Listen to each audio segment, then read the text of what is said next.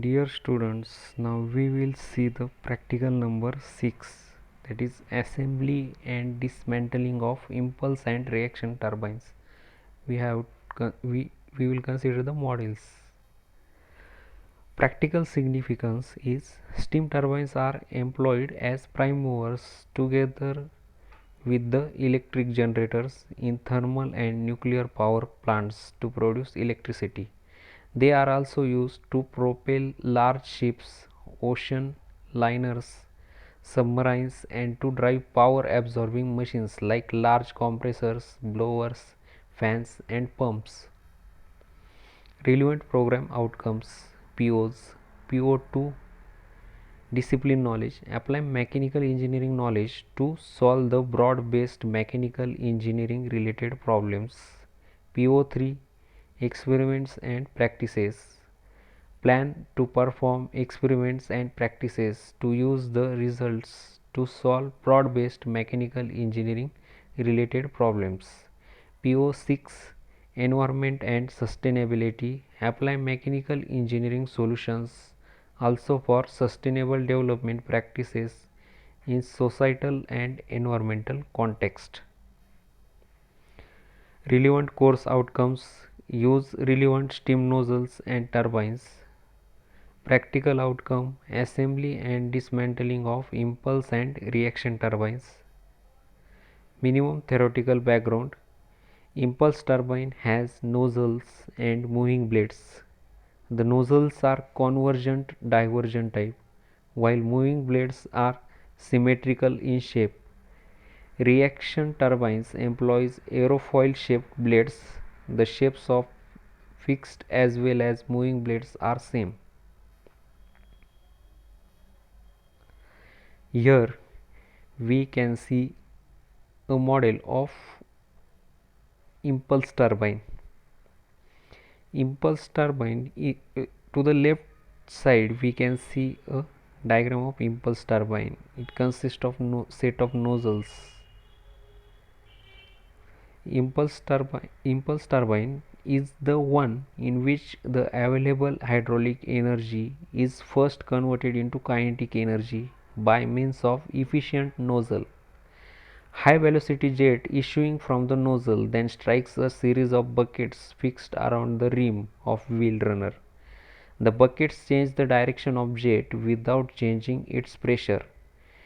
The resulting change in momentum sets bucket and wheel into rotary motion, and thus mechanical energy is made available at the turbine shaft. Here we have a reaction turbine. We can see a schematic diagram of reaction turbine. It consists of runner blades, runner, spiral casing, guide vanes, and penstock pipe. A turbine in which steam pressure decreases gradually while expanding through the moving blades as well as the fixed blade is known as reaction turbine. It consists of a large number of stages, each stage consisting of set of fixed and moving blades. The heat drop takes place throughout in both fixed and moving blades. No nozzles are provided in the reaction turbine. A fixed blade acts both as nozzles in which velocity of steam increases and direct the steam to enter the ring of moving blades. As pressure drop takes place both in the fixed and moving blades, all the blades are nozzle shaped. The steam expands while flowing over the moving blades and thus gives reaction to the moving blades. Hence the turbine is called reaction turbine. The fixed blades are attached to the casing, whereas moving blades are fixed with the rotor. It is also called Parsons reaction turbine. Here we can see the difference of impulse and reaction turbine. Below downside we can see the pressure and velocity variation diagrams for impulse and reaction turbine. In impulse turbine, the steam pressure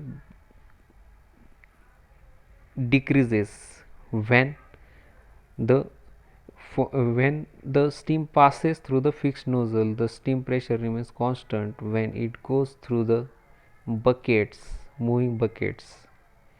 The pressure decreases and again it remains constant. The steam velocity is low when it passes through the nozzle and its velocity increases and then it decreases, while in case of reaction turbine we can see that steam pressure drops gradually while steam velocity increases and again decreases.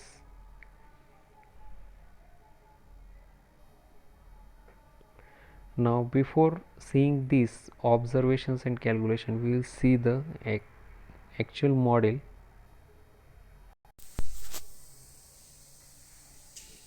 Practical number 8, assembly and dismantling of steam turbines. In this turbine we have here the model of the reaction turbine. Reaction turbine has the components. This is shaft. Here we have blades over here. Here it is the nozzle. Here we have fixed blades. There are fixed blades and moving blades. We get the flow of the turbine, flow of the steam from towards here to left side to right side.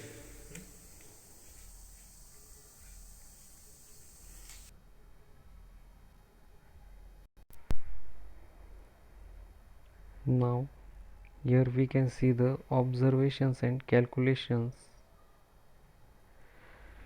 Type of turbine selected is impulse.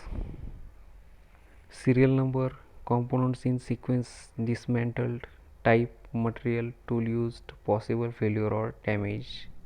First, turbine blades. Type is impulse bucket shape. Material is nickel alloys. Tool used are screwdriver and possible failure or damage is corrosion. Second is turbine rotor. It is type of impulse. Material is nickel alloys. Tool used is spanner, hammer. Possible failure or damage may be corrosion. Third, diaphragm. Type is impulse. Material is rubber. Tool used is holding tool and failure is erosion. Next, turbine casing. Type impulse. Material nickel alloys. Tool used spanner. Failure or damage is corrosion. Fifth is bearings. Ball bearing, nickel based spanner and require lubrication. Sixth, turbine seals. Type impulse, rubber, material is rubber, tool used is holding tool and possible failure or damage is erosion. For reaction turbine, first, turbine blades.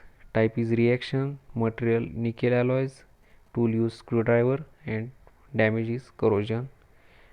Second, turbine rotor. It is type of impulse, material nickel alloys, tools use spanner and hammer. Possible failure is corrosion. Turbine casing. Type impulse, material nickel alloys, tool use spanner. Possible failure or damage is corrosion. Fifth, bearings.